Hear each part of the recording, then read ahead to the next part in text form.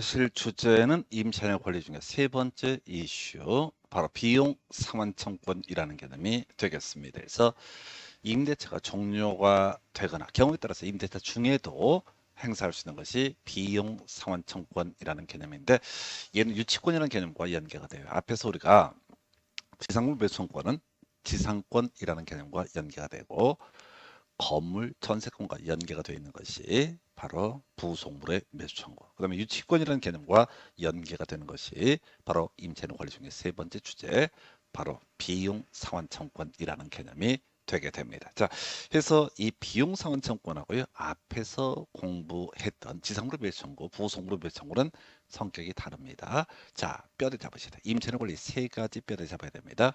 매수 청구 두 가지 있었죠. 지상물의 매수 청구와 부속물의 매수 청구.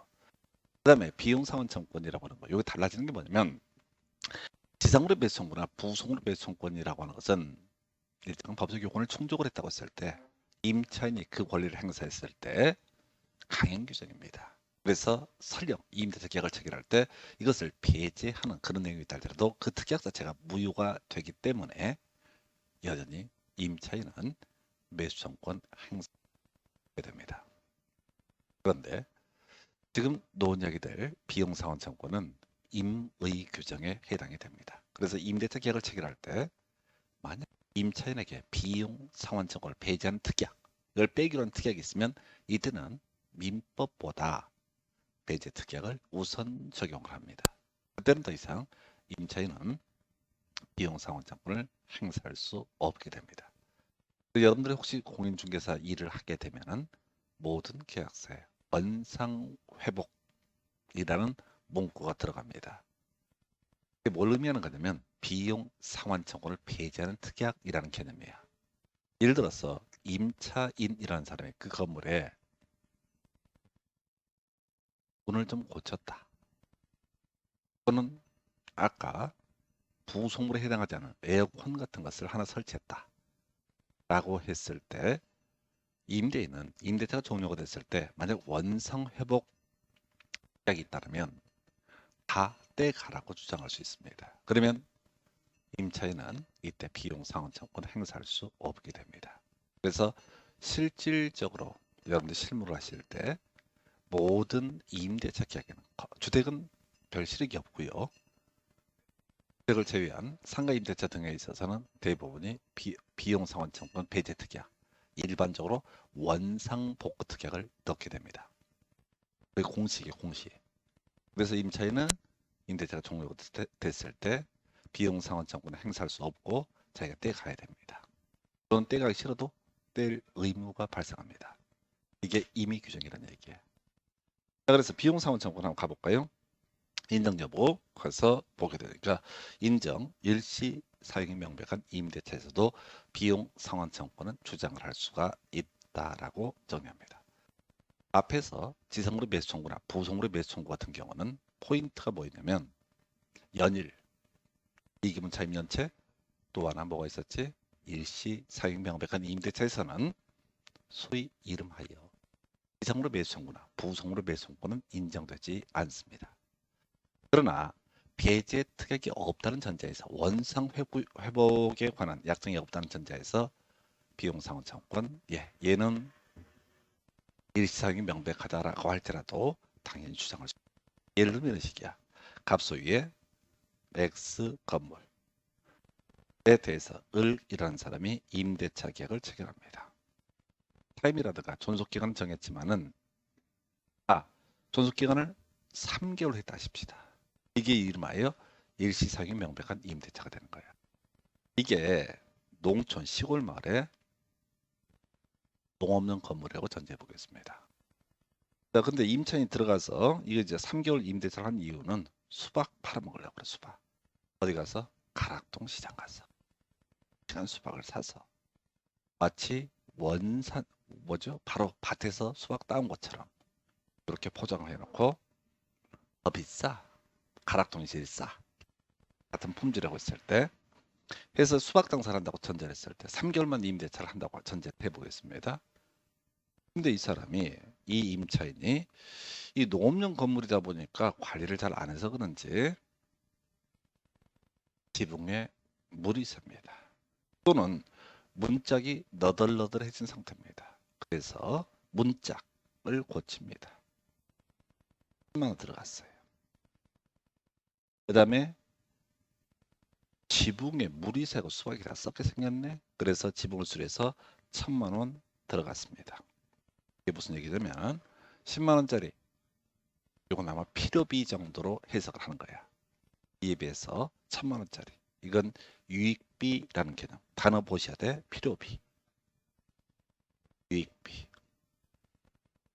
배제 특약이 없다는 전제 하에서 임차인 을은 필요비는요 지출했을 때 바로 임대인에게 상환 청구를 할 수 있습니다. 특약이 없다면 임차인의 권리니까 임차인은 임대인에게 필요비 상환 청구할 수 있습니다. 한편 이렇게 지붕 수리에서 임대차가 종료가 된 시점을 기준으로 봤을 때 가액의 증가가 현존한다 라고 했을 때 이 돈 돌려달라 라고 하는 것을 우리는 유익비 상환 청구로 부릅니다. 그래서 필요비 상환 청구와 유익비 상환 청구를 묶어서 부를 때 우리는 비용 상환 청구라는 용어를 쓰게 됩니다. 그런데 이게 이제 3개월짜리 임대차라고 할지라도 바로 비용 상환 청구는 인정되게 됩니다. 특약이 없다는 전제에서. 그럼 이제 비용 상환 청구 부인되는 케이스, 배제 특약이 있다면 그 특약 자체가 유효하기 때문에 더 이상 비용 상환 청구는 행사할 수 없습니다. 이걸 비용 상환 청구를 배제하는 특약을 뭐라 부른다? 원상복구 특약이라고 부르게 됩니다. 원상복구에 관한 약정이라는 표현을 달리 표현하면 비용 상환 청구를 배제하는 특약이다 라고 이렇게 해석하는 거예요. 한편 우리 앞에서 이제 지상물의 매수 청구라든가 부속물의 매수 청구라고 하는 것은 지상권, 건물 전세권과 연계해서 물권적 성격을 가지고 있다라고 해석을 합니다. 그래서 설령 배제 특약이 있다라고 할지라도 당연히 임차인은 그 권리 행사할 수 있습니다. 근데 이 비용상환 청구권이라고 하는 개념은 배제 특약이 있으면 무효라고 그랬단 말이에요. 특약 자체는 유효한 것이고 더 이상 비용상환 청구를 행사할 수 없다고 그랬습니다. 그래서 이 중에서 유익비에 관한 부분, 필요비에 관한 부분 아무 때고 생각나면 행사할 수 있는 것이 아니라요. 임대인이 목통을 반환받으로서 6개월 지나게 되면 더 이상 임차인은 비용 상환 청구권 행사할 수 없게 됩니다. 이걸 이름하여 권리 행사 가능 기간, 제척 기간이라고 해석합니다. 그래서 결국은 시험의 이슈는 일시 사용이 명백한 임대차. 이게 그렇게 중요한 쟁점입니다. 왜?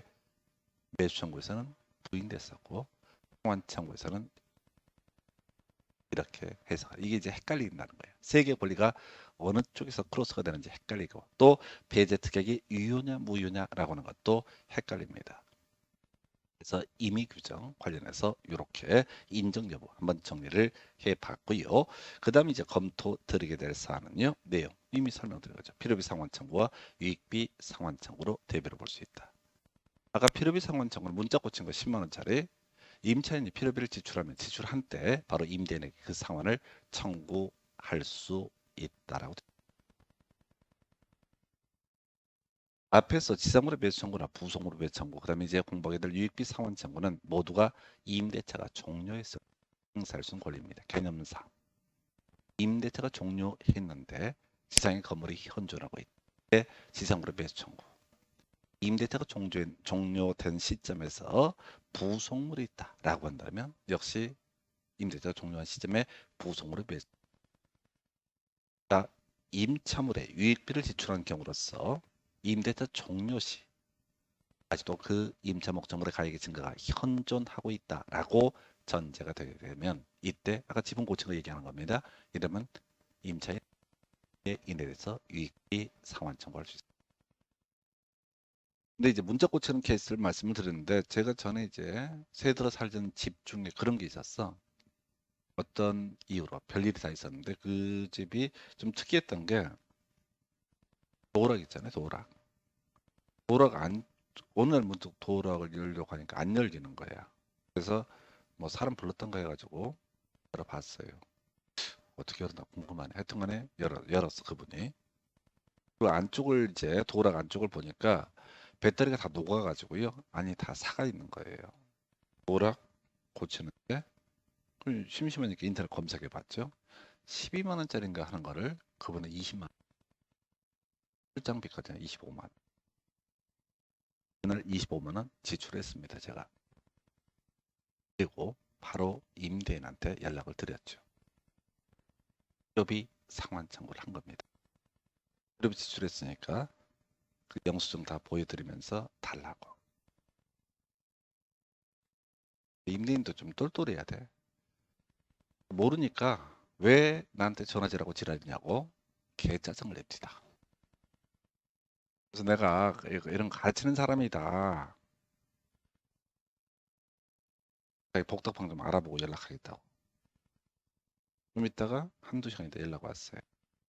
여러 중개업소에 알아보니까 그럼 필요비니까 다 돌려줘야 됩니다. 지출한 때 바로 지급을 하셔야 됩니다. 라고 얘기를 한 거예요. 그러니까 그분이 이제 하나 배운 거지.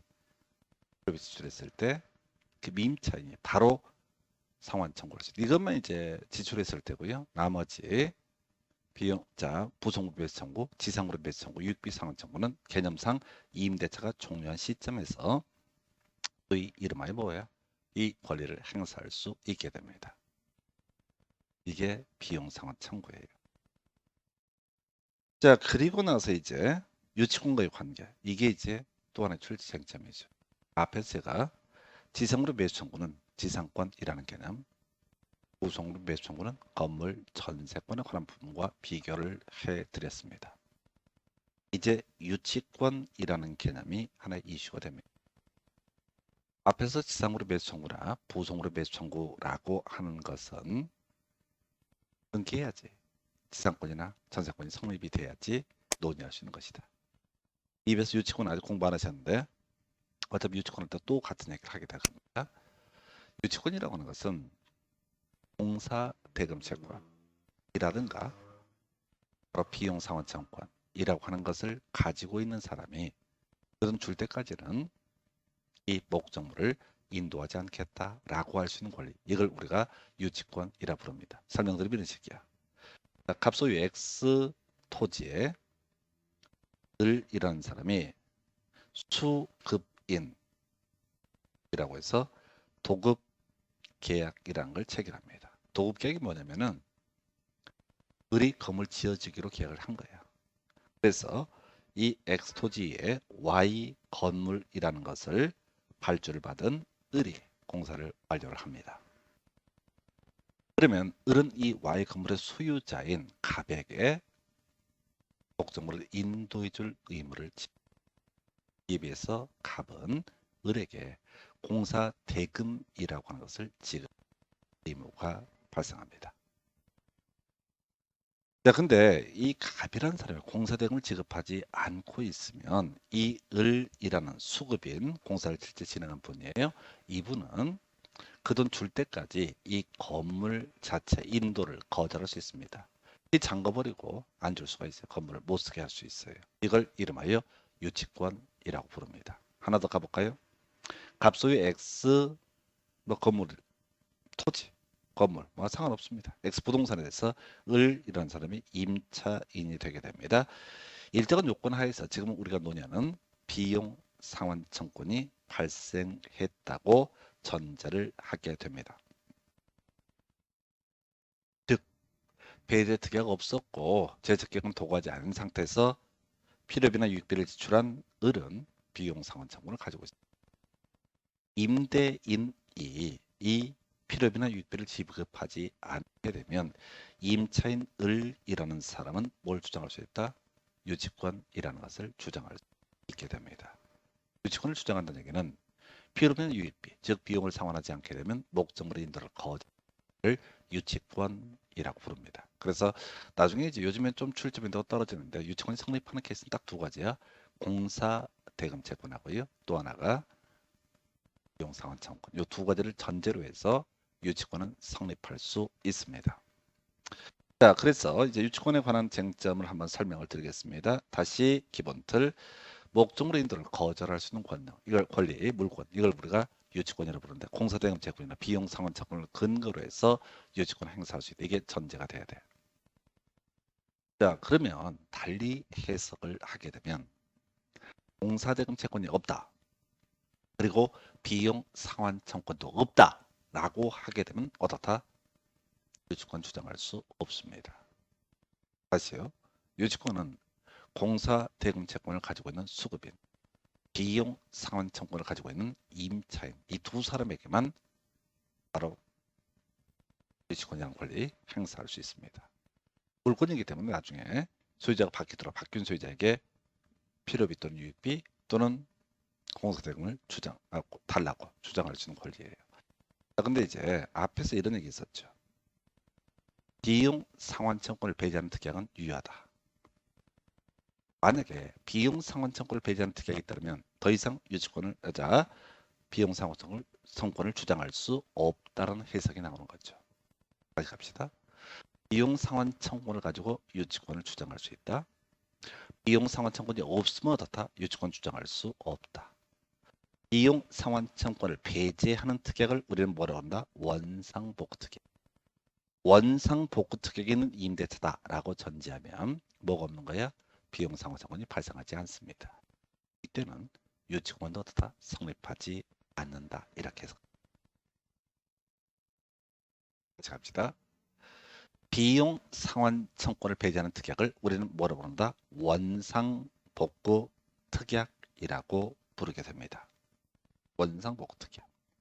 그래서 이 원상복구 특약이 있다는 얘기는 비용 상환 청구권이 발생하지 않는다. 그래서 이때는 어떻다? 유치권도 성립하지 않는다. 라고 이렇게 하는 거죠. 뭐 산 이런 식이죠. 갑소유 X 부동산에 대해서 을과 임대차 계약을 체결하면서 그 내용으로서 원상복구 특약이라고 하는 것을 넣어버렸다. 그러면 임차인의 권리는 비용 상환 청구권, 임의 규정보다 원상복구 특약이 우선 적용이 되기 때문에 이때는 비용 상환 청구를 그래서 임차인이 이 비용 상환 청구를 이유로 해서 이 돈 줄 때까지 목적물 인도 못해 라는 권리는 인정되지 않는다라고 이렇게 해석합니다. 그러면 더 만약에 유익비 상환 청구권이 인정이 된다 하십시다. 배제 특약이 없다라고 전제를 해보겠습니다. 제적 기간도 도과되지 않았다. 그러면 유치권은 성립합니다. 임차인은 유익비 상환 청구를 근거로 해서 그 돈 줄 때까지는 임대인에게 목적물의 인도를 거절할 수 있습니다. 이게 기본적인 구조예요. 근데 유치권 파트 자세히 공부할 건데 이런 얘기예요.